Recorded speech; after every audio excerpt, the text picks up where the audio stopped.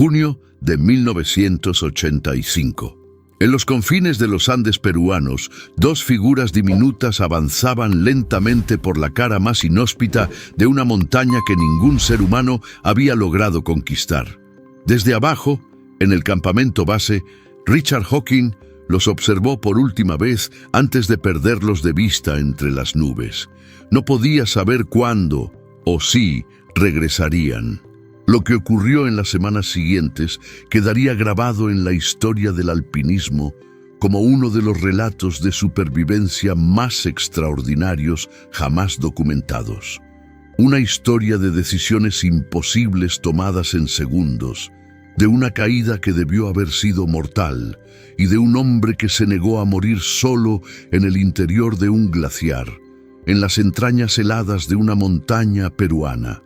Esta es la historia de Joe Simpson y Simon Yates, y de la cuerda que uno de ellos cortó.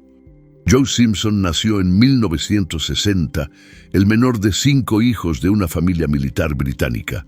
Compacto, experimentado y seguro de sí mismo, creció como el más joven de 5 hermanos, hijo de madre irlandesa y padre militar inglés de la vieja escuela. Desde muy temprano, la montaña fue para él un llamado que no necesitaba explicación.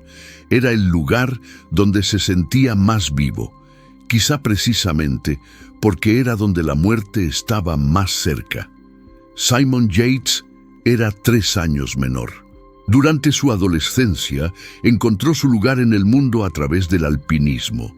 Para él, las montañas eran los lugares más hermosos, donde podía escapar de todo el desorden de nuestro mundo.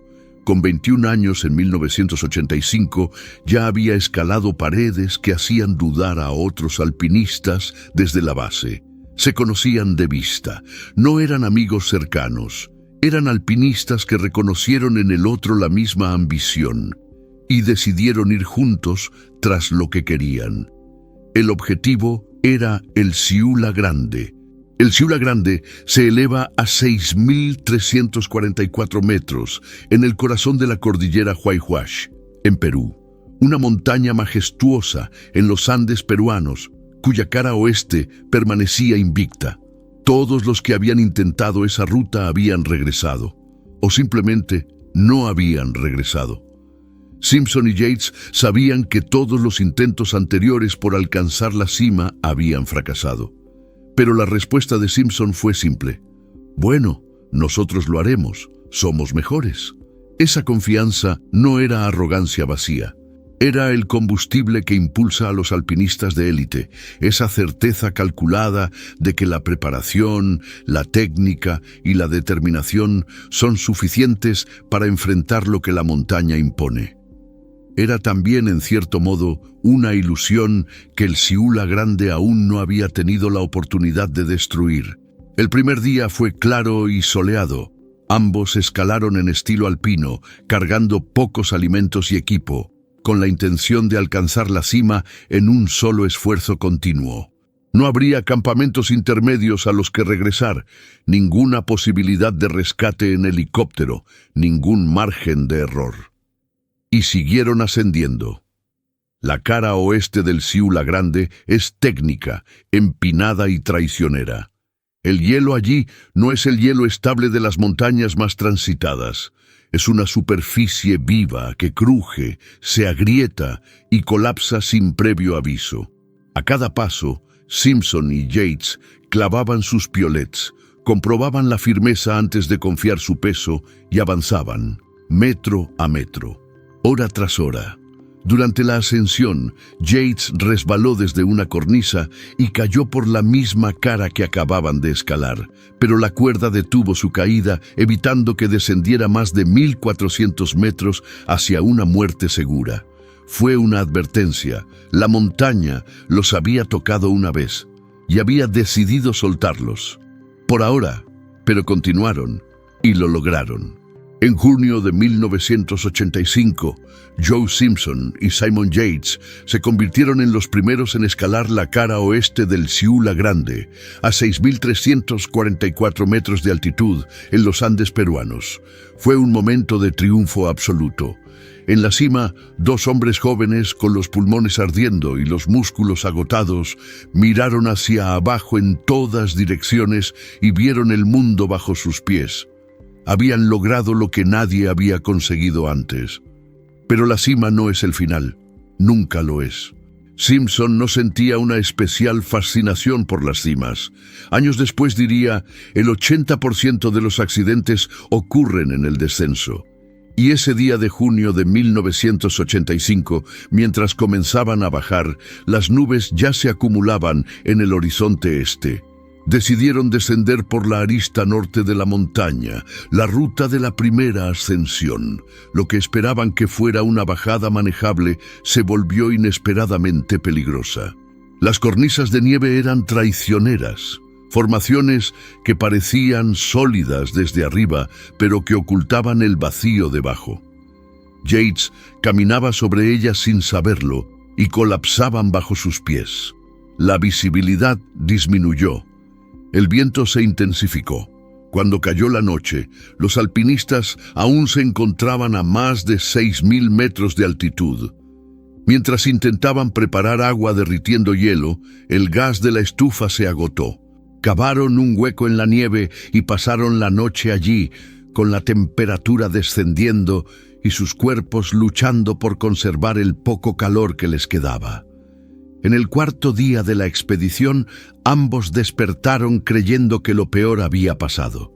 Estaban equivocados. Simpson iba delante de Yates cuando llegaron a una pared vertical que cortaba la arista.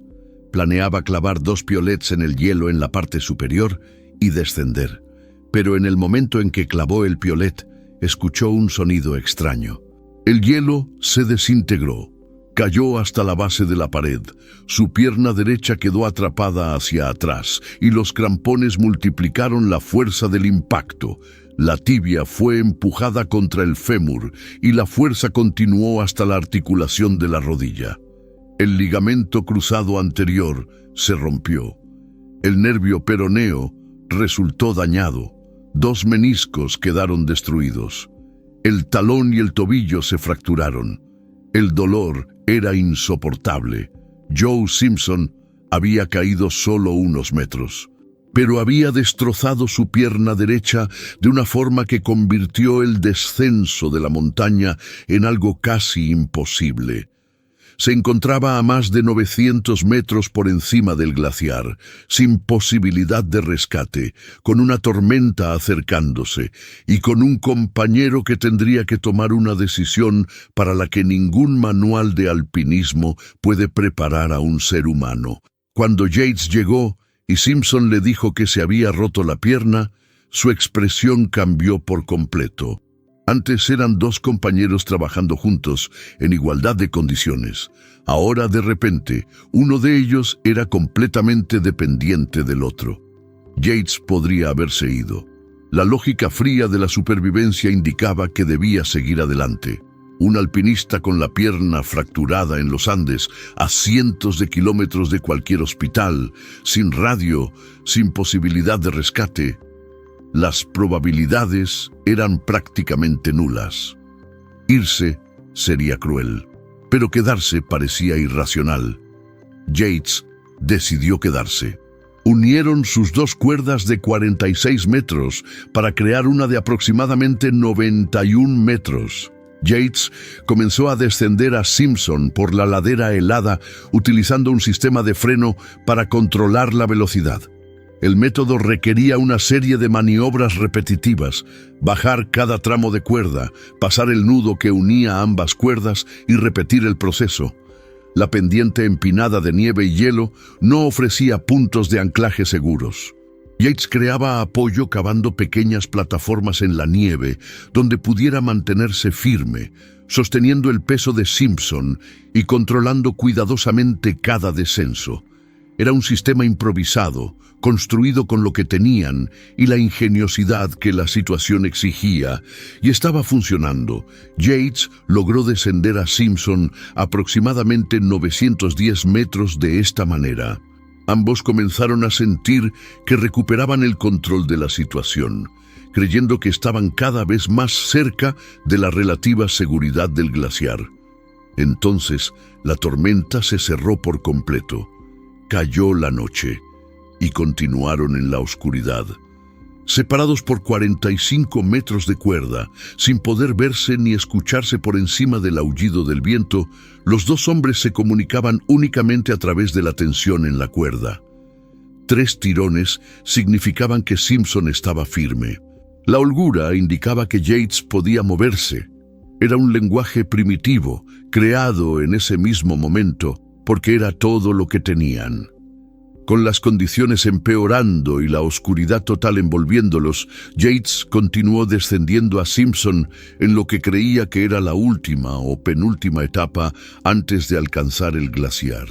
Lo que ninguno de los dos sabía era que la pendiente por la que Simpson descendía se volvía cada vez más empinada y que en algún punto más adelante simplemente desaparecía. Simpson pasó más allá del borde. La pendiente se inclinó cada vez más hasta que de repente desapareció bajo sus pies.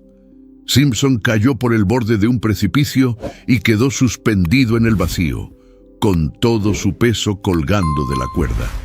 Yates logró detener la caída. Simpson no tenía más opción que confiar en él. Miró hacia abajo, pero no pudo calcular a qué distancia estaba del suelo. Arriba, 46 metros más arriba, Yates no podía ver lo que había ocurrido. No podía oír nada por encima del viento. Solo sentía que el peso en la cuerda había aumentado de forma brutal, que su compañero estaba colgando en el vacío, sin nada bajo sus pies. Simpson intentó subir por la cuerda utilizando nudos Prusik, pero sus manos estaban entumecidas por el frío extremo y apenas podía atar los nudos correctamente. En el proceso, perdió una de las 2 lazadas necesarias para escalar. No podía subir. Yates no podía izarlo. No podían comunicarse. Y sin saberlo, el precipicio era demasiado alto para descenderlo con seguridad. Quedaron atrapados en esa situación durante un largo tiempo. Yates estimaría después que fue más de 1 hora y media. 1 hora y media, suspendido en la oscuridad, sobre un abismo desconocido, con el viento golpeando con furia. Simpson no podía hacer nada, excepto esperar y confiar en que Yates pudiera sostenerlo. Pero Yates estaba perdiendo la batalla. El peso de Simpson lo arrastraba lentamente fuera de su apoyo en la nieve. Cada minuto que pasaba cedía un poco más. El hueco que había cavado para mantenerse firme comenzaba a colapsar. Sus fuerzas se agotaban. La física no dejaba lugar a dudas. Yates comprendió que, si no hacía algo, ambos morirían. Al darse cuenta de que estaba siendo arrastrado y que eventualmente caería más de 46 metros hacia una muerte casi segura, tomó la decisión más difícil de su vida. La única opción para sobrevivir era cortar la cuerda. Con la navaja que llevaba en su mochila, Simon Yates cortó la cuerda. En una fracción de segundo, Joe Simpson desapareció en la oscuridad. Simpson sintió que caía en caída libre. Luego golpeó el borde de una grieta en el hielo, atravesó una capa debilitada y cayó en su interior, hasta detenerse bruscamente. Había sobrevivido a una caída de más de 60 metros. Había aterrizado en una pequeña repisa dentro de una profunda grieta. Cuando recuperó la conciencia en la oscuridad total, lo primero que hizo fue tirar de la cuerda. Esta cayó a su alrededor, cortada, con el extremo suspendido en el vacío. Entendió de inmediato lo que había sucedido. No sintió rabia. Su primer pensamiento fue claro: gracias a Dios, Simon está vivo. Porque más allá de todo, eso significaba algo crucial.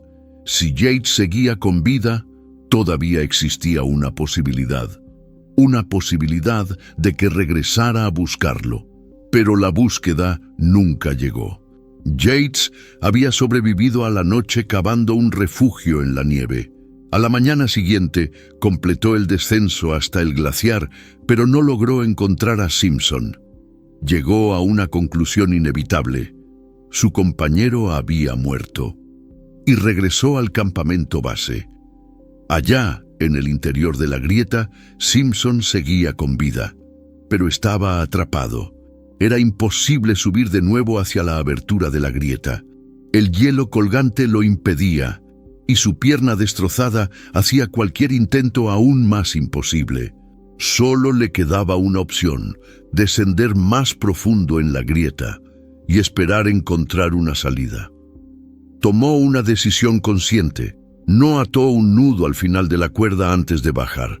Pensó: si llego al fondo y quedo suspendido en el vacío, ¿para qué querría subir y pasar 6 días muriendo? Era un hombre preparándose para morir con dignidad si era necesario. Y descendió. A unos 20 metros más abajo, las avalanchas habían formado una especie de embudo, con una inclinación cercana a los 65 grados. En esa nieve inestable, logró avanzar saltando sobre una sola pierna, y entonces vio luz. Una grieta en el hielo, una abertura, un ángulo donde la caverna se abría hacia el exterior del glaciar, una salida. Joe Simpson se arrastró, saltó, se impulsó y empujó su cuerpo destrozado a través de ese estrecho pasaje y emergió bajo el cielo abierto de los Andes, solo, con una pierna destruida, sin comida, sin agua y a kilómetros del campamento base. Lo que ocurrió durante los siguientes 3 días desafía cualquier descripción sencilla. Gravemente herido, al borde del colapso y con congelación avanzada, Simpson se arrastró y avanzó a duras penas durante casi 10 kilómetros. Sin comida, sin agua, alimentándose de nieve para sobrevivir y negándose a rendirse. No sabía si Yates seguiría en el campamento. Yates había dicho que tendría que partir en pocos días para intentar regresar a la civilización. El tiempo se estaba agotando. Simpson no pensaba en la distancia total, eso lo habría destruido mentalmente. Pensaba en objetivos pequeños, una roca, un bloque de hielo, un punto en el horizonte. Llegaba a uno y elegía el siguiente, hora tras hora, noche tras noche. Cuando finalmente alcanzó el campamento, había perdido casi 1/3 de su peso corporal. Habían pasado 4 días desde la caída, y Simpson estaba a apenas 100 metros de las tiendas. Esperó, hasta que vio sombras moviéndose, y escuchó una voz. Era Simon. Yates y Richard Hawking seguían allí, y Simpson había regresado.